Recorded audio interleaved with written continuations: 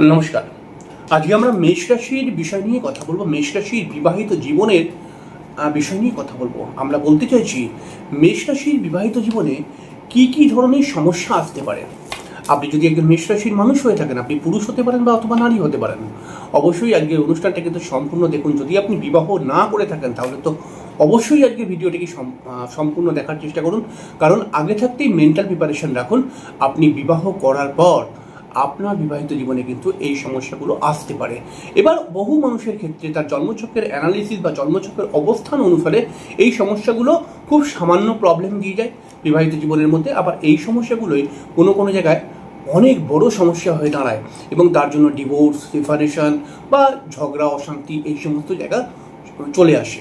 তাহলে আপনি কিন্তু অবশ্যই আজকের অনুষ্ঠানটিকে দেখুন। আপনি যদি মেষ রাশির পুরুষ হন বা মহিলা হন, তাহলে আজকের অনুষ্ঠানটি কিন্তু আপনার জন্য অত্যন্ত গুরুত্বপূর্ণ অনুষ্ঠান। প্রথমেই দেখুন, মেষ রাশি একটি কিন্তু খুব সুন্দর রাশি। আমি বহু অনুষ্ঠানের মধ্যে বলেছি, মেষ রাশির মানুষরা কিন্তু অত্যন্ত ভালো মাইন্ডের হয়, অত্যন্ত সরল মনের হয়।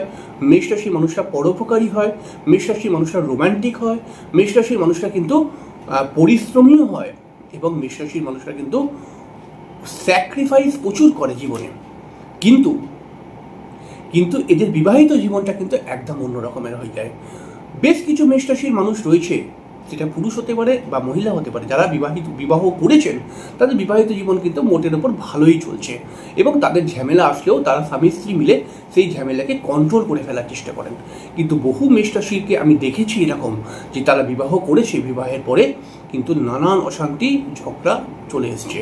এবার এই অশান্তি ঝগড়াগুলোকে কন্ট্রোল করার জন্য দুটি পথ রয়েছে। একটি হচ্ছে প্রতিকার করে ঠিকমতোভাবে এগোতে হবে, তাহলে অশান্তি ঝগড়া আসবে না। আর অথবা নিজেকে সবসময় অশান্তির মধ্যে চুপ রাখতে হবে।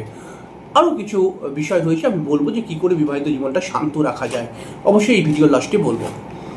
তাহলে আমরা ফটাফট করে জেনে নেওয়ার চেষ্টা করি মেষ রাশির বিবাহিত জীবনে কি কি ধরনের সমস্যা আসতে পারে। দেখুন, মেষ রাশি মঙ্গল প্রভাবিত একটি রাশি। মেষ রাশি মঙ্গল প্রভাবিত একটি রাশি এবং মেষ রাশির ছেলে হোক বা মেয়ে হোক, যখন তারা বিবাহ করে, মেষ রাশির বিবাহিত জীবনে কিন্তু তার পার্টনার যেটা হয়, তার পার্টনারও কিন্তু যথেষ্ট বুদ্ধিমান হয়, দেখতে সুন্দর হয় এবং যথেষ্ট পরিবার প্রেমী হয়ে থাকে এবং যথেষ্ট প্রতিবাদী মেন্টালিটির হয়ে থাকে, সত্য কথা বলার চেষ্টা করে। সবই ঠিক আছে, কিন্তু এইগুলোই কখনো কখনো ঝামেলার আকার ধারণ করে। কেমন করে, ভালো করে বুঝে নিন। মেষ রাশির মানুষের মধ্যে কিন্তু রয়েছে রাগ। এটা কম বেশি প্রত্যেক মেষ রাশির ছেলে বা মেয়ের মধ্যে দেখতেই পাবো আমরা, যে এরা যেমন ভালো, যতটা সুন্দর কথা বলতে পারে, তেমন কিন্তু সিচুয়েশানে এরা কিন্তু মাঝে মধ্যে প্রচণ্ড রেগে যায়। কোন সিচুয়েশানে রেগে যায়? যদি এদেরকে মিথ্যে কথা বলা হয়, যদি এদেরকে ঠকানো হয়, যদি এদেরকে ডমিনেট করা হয়, যদি এদেরকে ঠেস মেরে কথা বলা হয়, তখন কিন্তু এরা রেগে যায় এবং রেগে গেলে পারে মেষ রাশি কিন্তু গরম হয়ে গেলে পারে কিন্তু মেষ রাশির মুখ থেকে একটি বাজে কথা বেরিয়েও যায়। আর মেষ রাশির যে পার্টনার হয়, এই পার্টনারটা এমন হয়, এটা তো খুবই ভালো হয় এদের পার্টনার, কিন্তু যখন মেষ রাশি রেগে যায় তখন এর পার্টনাররাও রেগে যায়। এদের পার্টনাররাও রেগে এই মেষ রাশির ওপরে প্রতিবাদ করতে চেষ্টা করে। এবার মেষ রাশি হচ্ছে একটা মঙ্গল প্রভাবিত রাশি। মেষ রাশির মানুষকে অত সহজে কেউ দমাতে পারবে না। তাহলে তখন ঝামেলাটা বাতাঙ্গার হয়ে যায়, তখন ঝামেলাটা অনেক বড় আকার ধারণ করে দেয়। এই কারণে আমরা কিছু কিছু মানুষের ক্ষেত্রে দেখেছি, কিছু কিছু মেষ রাশির মানুষদের ক্ষেত্রে দেখেছি, যে এরা বিবাহ করলো, বিবাহিত জীবন হয়তো ঠিকঠাক চলছে, কিন্তু হঠাৎ একদিন কোনো একটি বিষয় নিয়ে তুমুল অশান্তি লেগে গেল। অশান্তি লাগার পেছনে যেমন মেষ রাশির কিছুটা ভূমিকা থাকে, তেমন কিন্তু এদের পার্টনার বা এদের শ্বশুরবাড়িরও কিছু ভূমিকা থাকে। কারণ মেষ রাশির বেশিরভাগ সময় দেখা গেছে যে এদের শ্বশুরবাড়ির লোকজনরা কিন্তু খুব একটা ভালো হয় না। এর সাফারার মেষ রাশির মেয়েরা হয়। ছেলেদের তো শ্বশুরবাড়ির সঙ্গে খুব একটা ট্রান্স থাকে না, কিন্তু একজন মেয়ে তো শ্বশুরবাড়িতে গিয়েই থাকে, তাই না, বিয়ের পরে। তো এদের শ্বশুরবাড়ির লোকজনরা খুব একটা পজিটিভ নয়। মানে শ্বশুরবাড়ির লোকজনদের মধ্যে একটা ইগো রয়েছে, শ্বশুরবাড়ির লোকজনদের মধ্যেও কিন্তু মাঝে মধ্যে মাথা গরমের প্রবণতা রয়েছে, শ্বশুরবাড়ির লোকজনরাও মাঝে মধ্যে ঠেস মেরে কথা বলে। আমি বলছি না যে সবাই এরকম হয়, কিন্তু বহু ক্ষেত্রে দেখতে পাওয়া যায়।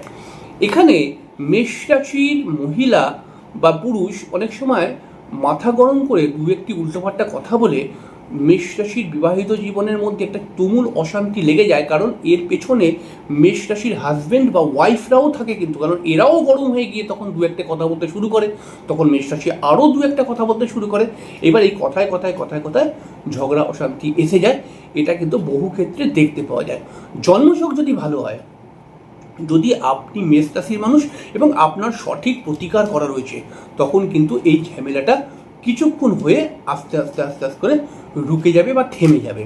আর যদি জন্মছকের মধ্যে সঠিক প্রতিকার না করা থাকে, তাহলে এই ঝগড়া অশান্তি কিন্তু অনেক দূর অবধি কোনো কোনো সময় চলে যায়, এরকম দেখা গেছে। আরেকটা যে ঝামেলা আসে সেটা হচ্ছে কি, মেষ রাশির পার্টনার যারা হয়, এরা না অনেক সময় দেখা যায় মেষ রাশির মতকে গুরুত্ব দিতে যায় না। এই জায়গাটা বা এই কথাটা শুনে, এই বিষয়টাকে দেখে মেষ রাশির মানুষটা অনেক সময় গরম হয়ে যায়।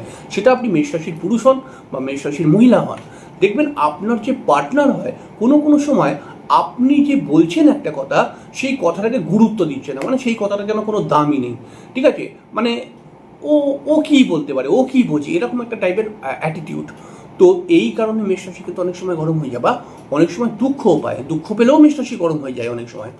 তো এই প্রবলেমটাও কিন্তু মেষ রাশির বিবাহিত জীবনে আসে, যেটা কিন্তু কোনো কোনো সময় সঙ্গীর সঙ্গে, পার্টনারের সঙ্গে কিন্তু কোনো মনোমালিন্য ঝগড়া লাগিয়ে দেয়। এছাড়াও কিন্তু দেখা যায় মেষ রাশির মানুষদের মধ্যে তো একটা ইগো রয়েছে, কিন্তু মেষ রাশির যারা পার্টনার হয়, এদের পার্টনারদের মধ্যেও এদের পার্টনাররা কিন্তু মোটামুটি ভালো হয়, কিন্তু দেখা যাবে কোনো কোনো সময় এমন ইগো, এমন একটা অহংকার বোধ দেখাচ্ছে যেন মেষ রাশির মানুষকে চেনেই না, ওর কোনো গুরুত্বই নেই। নিজের ওয়াইফ বা হাজব্যান্ড হওয়া সত্ত্বেও যেন কোনো গুরুত্ব নেই, কোনো পাত্তাই দিচ্ছে না। এতেও কিন্তু মেষ রাশি অনেক সময় গরম হয়ে যায়। কারণ আমি যতটুকু দেখেছি, মেষ রাশিকে গরম করে দেওয়া হয় বেশিরভাগ সময়, এমন এমন অ্যাটিটিউডের মধ্যে চলে আসে। দেখুন, এটা তো যখন একজন মেষ রাশি বিবাহ করে, তখন এগুলোকে ধরে না, বলে কি যে এইসব তো হতেই পারে সংসারের মধ্যে। কিন্তু এই প্রবলেমই মেষ রাশির জীবনে অনেক বড় সমস্যা নিয়ে আসে। যারা মেষ রাশি বিবাহ করেছে এবং যাদের বিবাহ করে ডিভোর্স হয়ে গেছে, তাদের সঙ্গে যদি আপনি কথা বলেন, দেখবেন এই কথাগুলোই আসবে। এই কথাগুলোই অনেক বড় সমস্যা নিয়ে আসে মেষ রাশির জীবনে। এরপরে হচ্ছে কি, যে মেষ রাশির মধ্যে রয়েছে একটু তাড়াতাড়ি করে সিদ্ধান্ত নেওয়ার কথা, বিষয়টা রয়েছে। আর মেষ রাশির পার্টনাররা এই বিষয়টা একদম পছন্দ করে না। এর ফলে কিন্তু অনেক সময় ঝগড়া অশান্তি লাগে। মেষ রাশি একটি সিদ্ধান্ত নিল, মেষ রাশির পার্টনার বললো কি, তোমাকে কে সিদ্ধান্ত নিতে বলেছে, তুমি কেন সিদ্ধান্ত নিলে, তোমার সিদ্ধান্ত আমি নেবো না, ঠিক আছে, তুমি যেটা বললে ওটা হবে না, চলবে না। এইতেও মেষ রাশি গরম হয়ে পড়ে। তখন কিন্তু কথা কাটাকাটি এবং তারপরে কিন্তু এই বিষয়টাকে নিয়েও কোনো কোনো সময় অশান্তি চলে আসে। এছাড়াও কিন্তু মেষ রাশির ক্ষেত্রে দেখা যায় যে মেষ রাশি বিবাহিত জীবনে মাঝে মধ্যেই ছোটোখাটো ঝগড়া, আবার ঝগড়া করে বা রেগে যায়। আবার মেষ রাশি কিন্তু খুব তাড়াতাড়ি ঠান্ডাও হয়ে যায়। মেষ রাশি এত তাড়াতাড়ি ঠান্ডা হয়ে যেতে পারে চিন্তার বাইরে। যেমন এরা গরম হয় তেমন কিন্তু ঠান্ডা হয়ে যায়। কিন্তু এদেরকে যদি গরম হয়ে যাওয়ার পরে কেউ পেছন থেকে পিনবাজি করে, ঠেস মেরে কথা বলে, বারবার ধরে এদেরকে করে, তখন এরা গরম ভাবটা রেখেই দেয়, কারণ কথা বলতে বলতে বলতে ব্যাপারটা গরম হয়ে যায়। নইলে কিন্তু মেষ রাশির মানুষরা কিন্তু এমনি গরম, কিন্তু খুব তাড়াতাড়ি ঠান্ডাও হয়ে যেতে পারে। এই বিষয়গুলোকে নিয়ে মেষ রাশির বিবাহিত জীবনে কিন্তু সমস্যা আসে। এরকম আমি যাদের যাদের মেষ রাশির বিবাহিত জীবনে সমস্যা এসছে, তাদের সঙ্গে কথা বলে আমি দেখেছি যে প্রায় 80% মেষ রাশির জীবনে, বিবাহিত জীবনে এই বিষয়গুলোকে নিয়েই প্রবলেম আসে। এবারে কি করলে এই প্রবলেম, দেখুন মেষ রাশি তো একটা গরম রাশি, যেমন এরা খুব ভালো, তেমন কিন্তু এরা একটু গরম রাশি। এবার এদের পার্টনার বা এদের শ্বশুরবাড়ির লোকজনরা যদি এদেরকে বারবার পিনবাজি করে, বারবার একটু ঠেস মেরে কথা বলে, বারবার বিতর্কিত কথা বলে, গরমই করে রাখে সারাক্ষণ ধরে, তখন তো ব্যাপারটা আরও গরমের দিকে চলে যাবে, তাই না? তাহলে কি করলে দাম্পত্য জীবনের মধ্যে সুখ আসবে? প্রথম নম্বর কথা, যখন মেষ রাশির মানুষরা রেগে যাবে, তখন মেষ রাশির মানুষরা যদি কোনো কথা বলবো না এই শপথ খায়, তাহলে বিবাহিত জীবনের অনেক সমস্যার হাত থেকে এরা বাঁচতে পারে। দ্বিতীয় নম্বর কথা হচ্ছে, মেষ রাশির মানুষরা যদি সবসময় তার পার্টনারের কথা শোনে, পার্টনারের কথার উপরে কথা বলে দেওয়া না, কথাটাকে শোনে এবং পার্টনারকে বোঝায় যে তোমার কথারও আমি প্রাধান্য দিচ্ছি, এটাও কিন্তু মেষ রাশির দাম্পত্য জীবনের সুখ নিয়ে আসে বা ভালো জিনিস নিয়ে আসে। এছাড়াও কিন্তু সপ্তাহে একদিন যদি মেষ রাশির কোনো পুরুষ বা মহিলা বিবাহিত জীবনকে সুন্দর রাখতে চায়, তাহলে তাকে কি করতে হবে, সপ্তাহে অন্তত একদিন তার পার্টনারের সাথে দুজন মিলে কোথাও না কোথাও থেকে ঘুরে আসুক একসঙ্গে। এই দুজন, আর কেউ যাবে না, এই দুজন। এতে দেখবেন এদের বিবাহিত জীবনে অনেক শান্তি আসবে, অনেক পজিটিভ ব্যাপার আসে যাবে। কিন্তু এছাড়াও মেষ রাশির বিবাহিত জীবনকে সুন্দর করতে গেলে পারে কিন্তু অবশ্যই মেষ রাশির পার্টনার একটা নিশ্চয়ই মানি ব্যাগ ইউজ করে। তো মানি ব্যাগের মধ্যে একটি লাল রুমাল যদি রেখে দেয়, তাহলে দেখবেন মেষ রাশির পার্টনার যেই হোক, সে মেষ রাশিকে প্রাধান্য দিতে শুরু করেই দেবে। এই বিষয়গুলো যদি মেনটেন করে, তাহলে মেষ রাশির বিবাহিত জীবন সুন্দর হয়ে যাবে। যারা অলরেডি মেষ রাশির মানুষ বিবাহ করে ফেলেছেন, তারা যদি বিবাহিত জীবনকে সুন্দর করতে চান, তাহলে এই পদগুলো অ্যাপ্লাই করতে পারেন। এবার ধরুন আপনি মেষ রাশির পুরুষ বা মহিলা, আপনি এখনো বিবাহ করেননি, কিন্তু করবেন কোনো না কোনো দিন। করবেন যখন, দেখবেন এই সমস্যাগুলো আসবেই আপনার জীবনে। আপনার জন্মছক ভালো থাকলে সেটা কম আকারে আসবে। আপনার জন্মছক যদি খারাপ থাকে, অনেক নেগেটিভ দোষ ফোষ যদি থাকে জন্মছকের মধ্যে, এই বিষয়গুলো আর একটু বড় হয়ে আপনার জীবনের মধ্যে আসবে, আপনি দেখে দেবেন। তো সেই ক্ষেত্রে কি করতে হবে, যারা কোনো বিবাহ করেননি তারা নিজের জন্মছকের সঠিক রেমেডি করে বিবাহ করুন। কারণ সঠিক রেমেডি এটা কিন্তু আমি আমার জীবনে দেখেছি, মানে আশ্চর্যজনক ফল দেয়। সঠিক রেমেডি করতে হবে, কারণ এটা কিন্তু মানুষকে শান্ত করে দেয়, অনেক ধৈর্য ক্ষমতা বাড়ায়, এবং একটা অলৌকিকভাবে কিছু সমস্যাকে, কারণ একটা রেমেডি যখন তন্ত্রক্রিয়ার মাধ্যমে করা হয়, তন্ত্রক্রিয়া স্টোন দুটো রকমভাবেই তো রেমেডি করা হয়। আমি দেখেছি এটা, যে তন্ত্রক্রিয়ার মাধ্যমে, পূজা পাঠের মাধ্যমে যখন রেমেডি করা হয়, একটা অলৌকিক শক্তি তার ওপরে এসে তার অনেক সমস্যাকে কিন্তু রিকভার করে। এগুলো হয়তো আপনার কাছে গল্প কথা মনে হবে, কিন্তু আমি প্র্যাকটিক্যাল দেখেছি। তাহলে এইগুলো রেমেডি করে, প্রতিকার করে নিজের জন্মছকে তারপরে বিবাহ করুন। নচেত রিস্ক নিয়ে যদি এগোন, তাহলে পারে কিন্তু এই সমস্যাগুলো কি করতে পারে আপনার বিবাহিত জীবনকে, এটা ভগবানই জানে। যদি জন্মছক ভালো থাকে রেহাই পেয়ে যাবেন, কিন্তু জন্মছক যদি খারাপ থাকে আপনার, আপনি সমস্যার মধ্যে পড়বেন।